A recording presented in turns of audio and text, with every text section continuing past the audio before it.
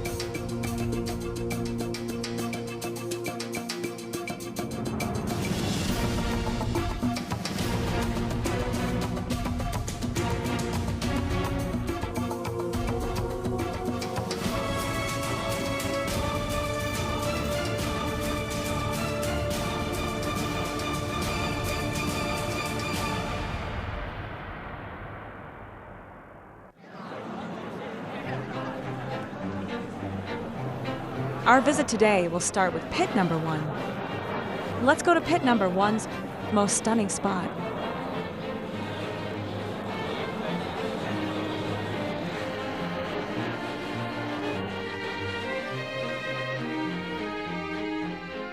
From here you can see just how vast pit number 1 is. Moreover, you'll notice the terracotta figures in diverse states. Their poses may seem similar, but each one's details vary. They vary in height and build. Their facial features, including expressions and looks, are all unique. Warriors are varied in size and look. No two are identical.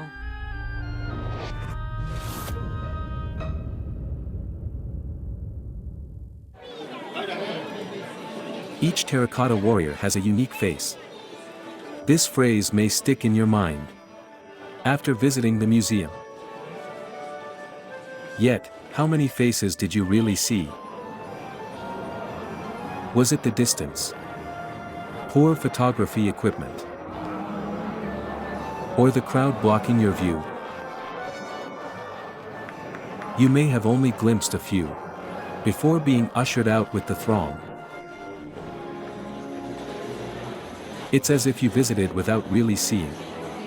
Well, there's only one terracotta army museum worldwide. It's only natural to feel regret for missing terracotta figures' true appearance. But don't worry. Today, we'll go into the pits, observe through our lenses, and take close-ups to explore each warrior's distinct face and its defining features. Watch to uncover the secrets of the terracotta army.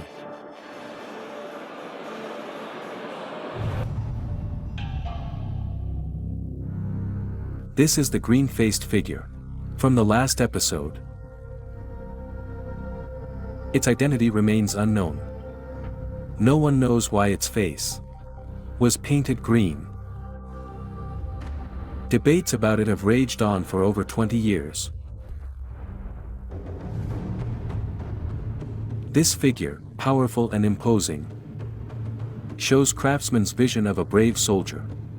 It reflects their hope that Qin warriors would fight bravely and earn great honors.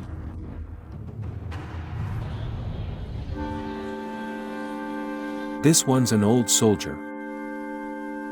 His body is no longer as robust as in his youth. He appears hunchbacked, with a lost look in his eyes.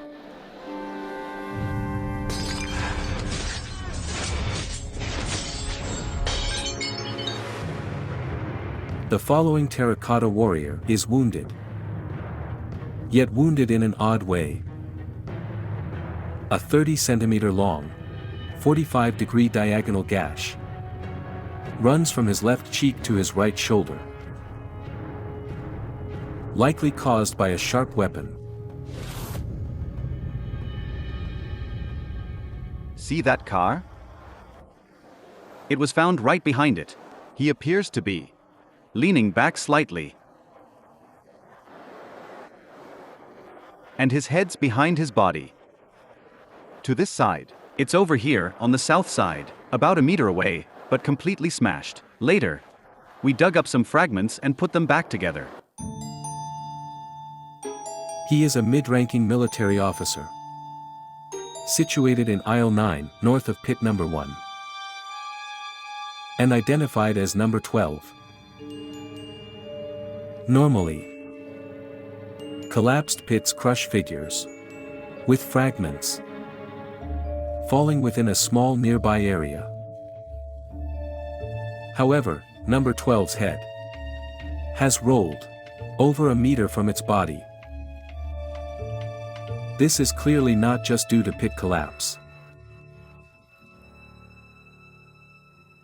Its head was broken and lay quite far from its body. The damage was pretty severe. The head and body were separated. It was deliberately destroyed. And we thought it might relate to the peasant uprising at the end of the Qin dynasty. It was probably a large-scale, organized act, not just a few people's doing. In the terracotta army pits, besides signs of deliberate vandalism, traces of fire damage are also evident. Who invaded the pits and wreaked such havoc? Historical records and expert speculations both point to one individual: Xiang Yu.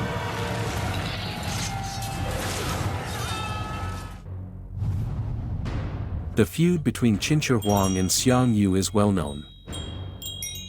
Xiang Yu's family held high positions in Chu, but Qin's conquest of Chu stripped Xiang Yu of everything. Moreover, his uncle, Xiang Liang, died while resisting the Qin army. National and family grudges ran deep. As per records of the historian, in 206 BC, Xiang Yu marched into Xi'an and set it on fire. Certainly, the newly built terracotta army pits did not escape this fate. He vented his anger at Qin Shi Huang on the terracotta figures. The military officer number 12, positioned prominently in the pit, was hit hardest, with its head forcefully struck off. A strike that could be seen as one taken for Qin Shi Huang.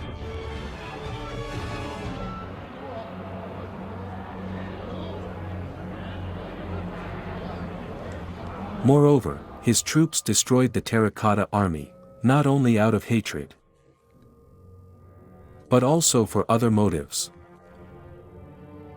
We've already found over 40,000 pieces of weaponry in the pit so far. Most of them are arrowheads. Actually, as for long weapons, like spears and halberds, and short weapons, like bronze swords, we found very few. These kinds of weapons might have been looted.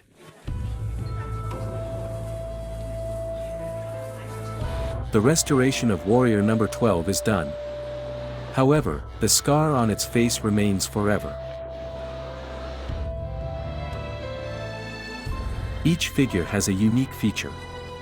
Through this particular one, we see ancient grudges, passions, as well as the Qin Empire's thrilling last moment.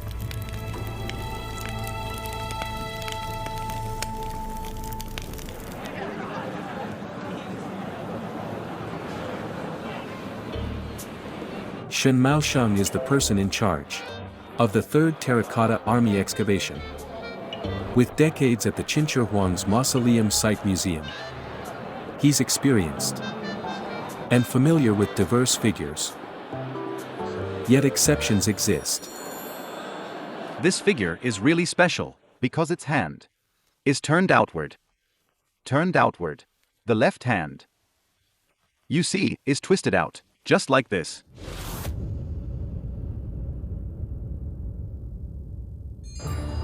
This figure has just been excavated, yet to be restored.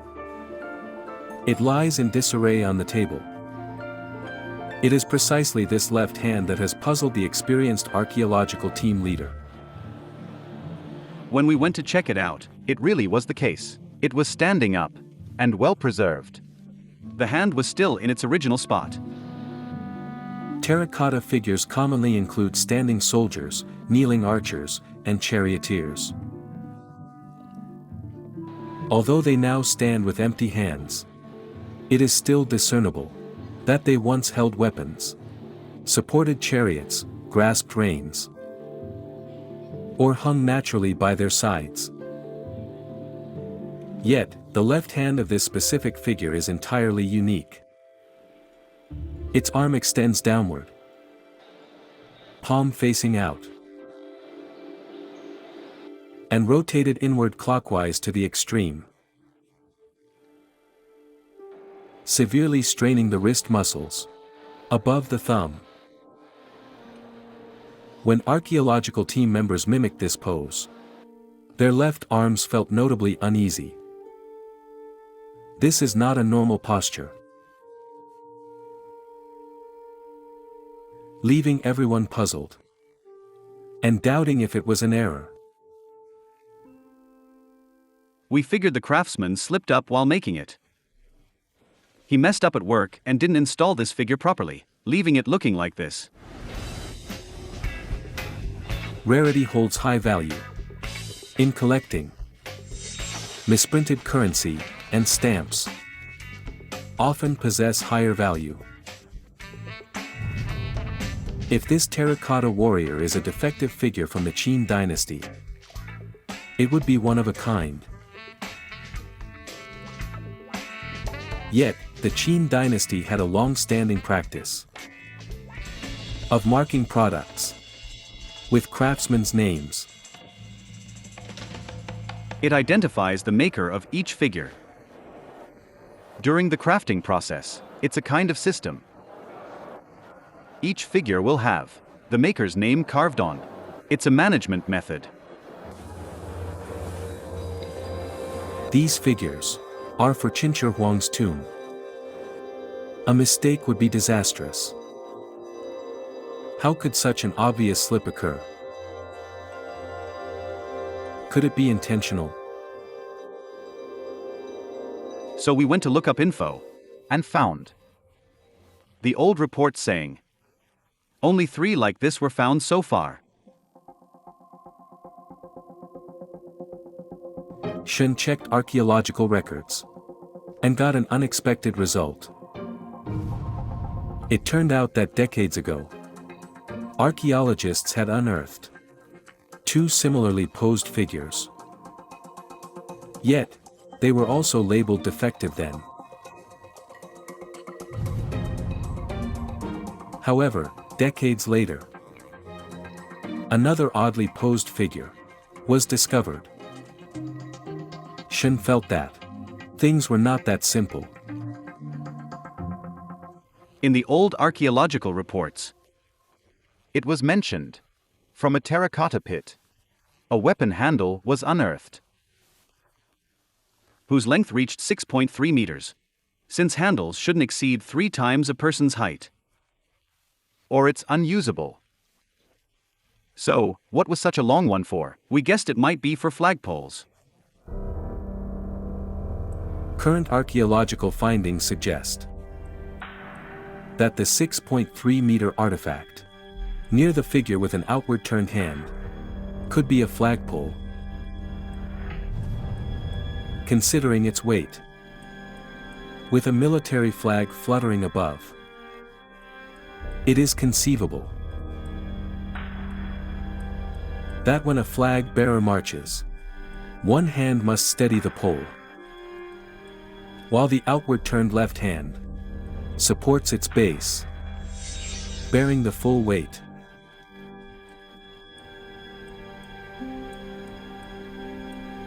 The co-occurrence of such a flagpole and a figure with an outward turned left hand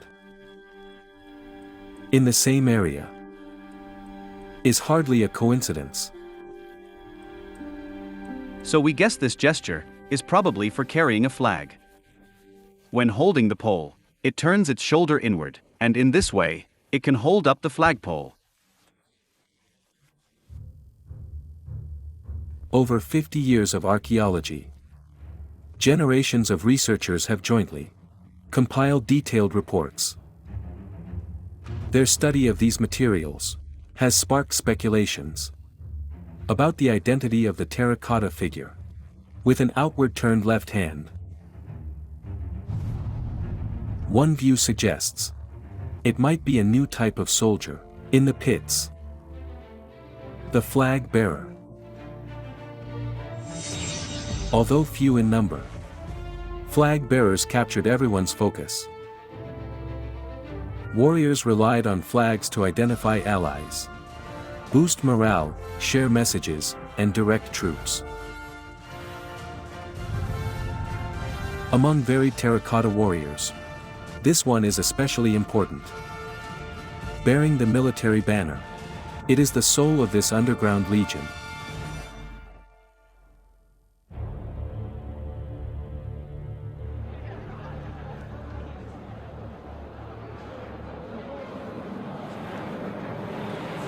On May 9, 2024, as usual at the museum, tourists moved slowly in clusters.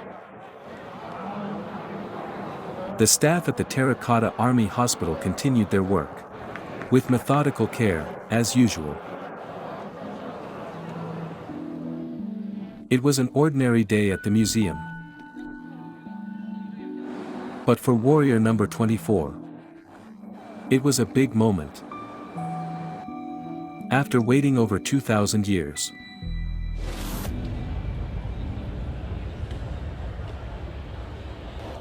this terracotta figure is almost complete, right? Almost complete. Its arms and feet are there. Petals there? Yeah. Petals there, right? And the head's there, so it's pretty much complete, huh? What about the painting on it? There's not a lot of that left. Not too good. How about the painting on the head? This head's okay. Already reinforced, and treated it, right? That's pretty good. The lips are in great shape. Its head still has paint.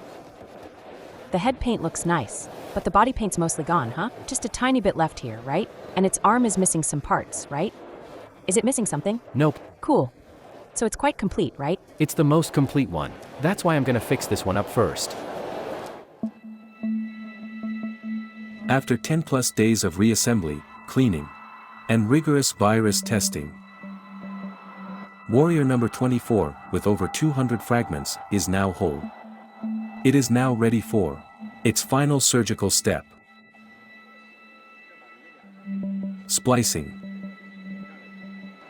To celebrate its rebirth, the restorers chose an auspicious day for the operation. We usually stick things at around 25 degrees Celsius, which is the best temperature. Humidity at 50 to 60% is perfect. This is the ideal environment for assembling terracotta warriors. Warrior number 24, dormant underground for over 2 millennia, has long lost its former vigor and is now fragile from ailments. Restoration demands a strictly controlled environment with precise management of temperature, venue humidity, and dust levels in the air. All of them affect its revival. These strict conditions limit restoration work to less than half a year each year. Moreover, restoring a single figure can take dozens of days, or even months. Consequently, despite over 6,000 figures buried in the pits, archaeologists have excavated and restored just over 1,000 in the last 50 years.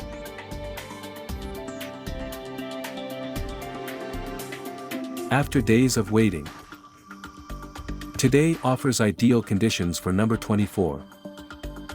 With all monitoring data normal, everything is now in place for its imminent rebirth.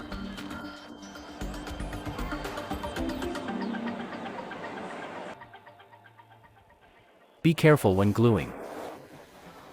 Don't worry, it'll drip down below. It's open now. We're testing the glue. Add a bit more glue. Let me check. Add more glue in the middle, it might fall. The first step in restoring is splicing. Yet, the rough fractures and hard pottery pose significant challenges in reassembling the broken pieces. To address this, a special adhesive has been developed. Proper application is crucial. The first layer should be thin and even. Then align the fragments and ensure the adhesive is evenly spread. A second layer goes on after a minute. For aesthetic purposes, the adhesive is applied to 2/3 of the fracture's inner side, avoiding overflow and ensuring a tidy look. Beauty matters, even in restoration.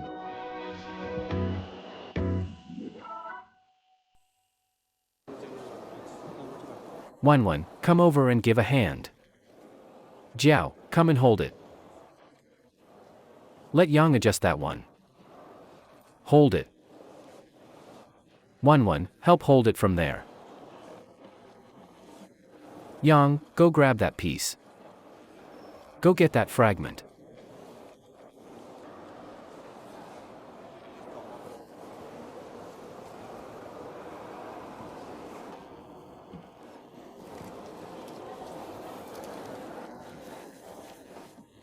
Make sure you hold the back well. You prop it up, and I'll hold this one. Restoring a terracotta warrior usually needs a team of 5 working together. Yet, warrior number 24 is in a dire state, broken into over 200 pieces, with the heaviest one nearly 10 kilograms. This severe case needs extra help. Hold it tight. You were just here. Tie the rope over there. Make the knot on your side.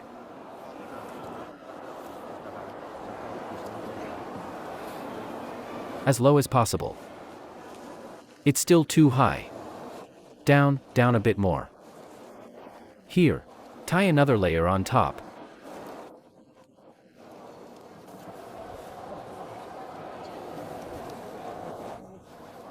All right, tie it hard. Yang, tied it yet?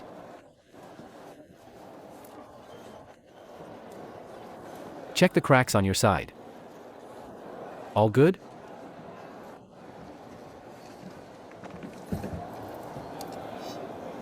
Tie it up. Lifting, supporting, sticking. Reinforcing, binding. Each one has a clear role. They must inspect the bonding at every wound. After several rounds, they are already soaked in sweat. Restoring a figure may be tougher than creating a new one. The key is the robe's bottom. If it's not stuck right, the top won't hold tight. Main task, glue the bottom firmly. With many broken bits, pressing tight, one misaligned seam makes sticking a tough fight. The newly glued terracotta figure must be tightly bound with ropes, using precise force. This enhances adhesion between broken parts and prevents further harm to the relics. Ultimately, protecting cultural relics is the top priority in restoration. Today is basically smooth, all thanks to our solid prep work. Last week, we kept trying to piece together this figure, looking out for any issues, based on what we found, like where to place supports, and how tight to tie the straps. We kept testing and adjusting. Finally, when it came time to glue everything today, we nailed it in one go. Today's restoration went smoothly, with the main bonding of number 24 finished. But this is merely the start, with over 200 pieces yet to bond. After 3 months of careful work, it finally stood again.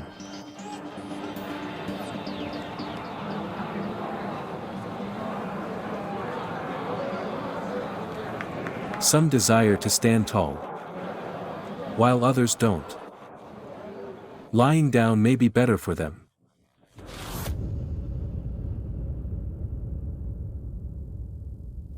Sitting beats standing, and lying beats sitting. Warrior number 28 appears to have taken to lying flat early. Lying for months in the Cultural Relics Conservation Department. However, its posture suggests it wasn't entirely at ease lying down. It lies in a supine position, with both arms stretched high overhead. Inhale, pull in its abdomen, and arch its waist. Its thighs are robust, with distinct muscle lines. The calves press close to the thighs. Feet placed beside the hips, ready for action.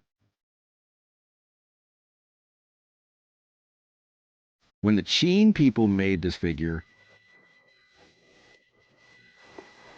they had sharp eyes and amazing skills. They captured a fleeting moment and immortalized it in sculpture. This kind of way is actually quite unique. Look at his feet. While performing, his feet strain with effort. They caught that exact moment. To put it in modern terms, art comes from life. They really observe carefully to capture those fleeting moments.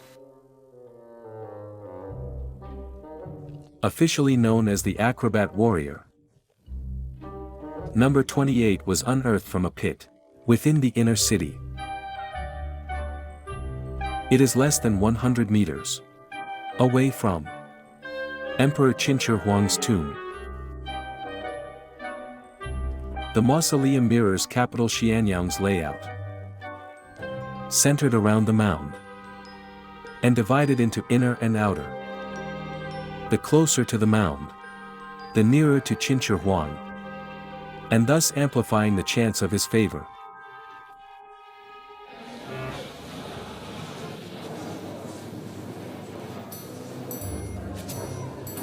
Pit 9901 has unearthed 28 Acrobat warriors, depicting acrobats from the Imperial Palace, each with distinct roles and poses.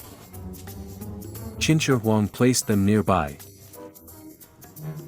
likely because he enjoyed their performances.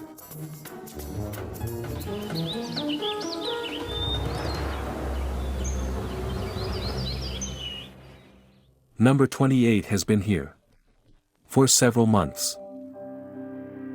It leaves Ma Yu with an unanswered question that remains to be solved. What action was warrior number 28 about to perform over 2 millennia ago? And what performance did the craftsman witness?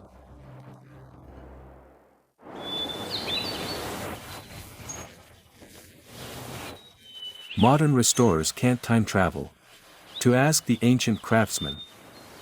But fortunately, someone can provide an answer. Please replicate number 28's move. Show me what exactly it is. Ma invited an acrobat from Shanxi Acrobatic Arts Troupe to replicate number 28's movement. All right, Hylan, give it a try. Lie down and try. Let's see what it looks like when you lift your head up and down. Replicate its move. Take a break if you're tired. Lift your head. See how tired he gets? When his head's down. That's the move. Well, but there's a problem. Wait, there's a problem.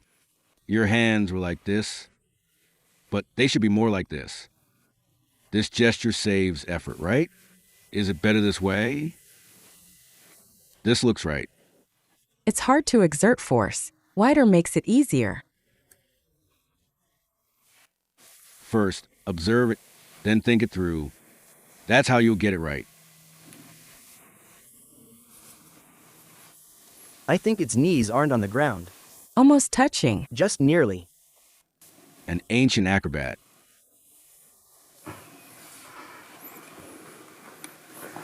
An acrobat artist. From over 2,000 years ago.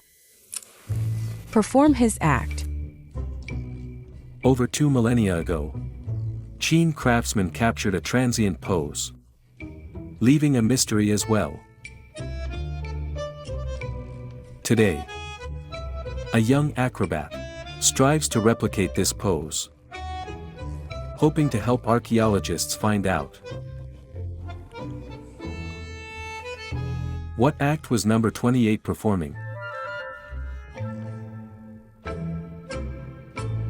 If it lands at this angle, it can't stand up this way. It's exerting force. Or its feet wouldn't do this. Do it again. The fold-over move, and the triangle headstand.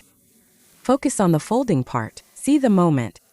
When he's about to get up. I wonder if your foot movement is a split-second thing or what, not a fixed pose. You mean during the move? Not the process. Well, just hold the position. And Professor Ma will watch the moment you get up. The knees aren't on the ground, right? We need to check that moment.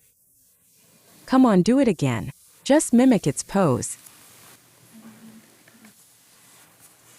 Pull it further away, right. This time's much better. Good job. It's almost the same. You can tell from the photos. Archaeology goes beyond excavation and restoration. It reconstructs history, giving us a peek into the Qin dynasty's way of life. The shows we enjoy today could have been seen by Qin Shi Huang over 2 millennia ago. Thus, these figures were crafted meticulously. Craftsmen back then surely examined each acrobat's moves closely and employed unique techniques to create them.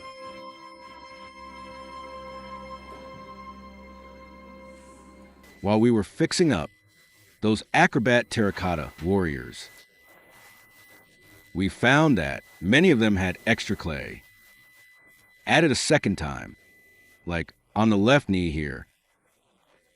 You can clearly see that during making, the craftsman added clay again to better show the bulge of the knee. Thus we use adhesive to stick it back. The feature is very clear. Adding clay is laborious and time-consuming, but it brings out the details and muscle lines to match the figure's shape. This special treatment is exclusive to the Acrobat Terracotta Warriors. Additionally, number 28 conceals mysteries within. A close look at its surface reveals grid-patterned remnants.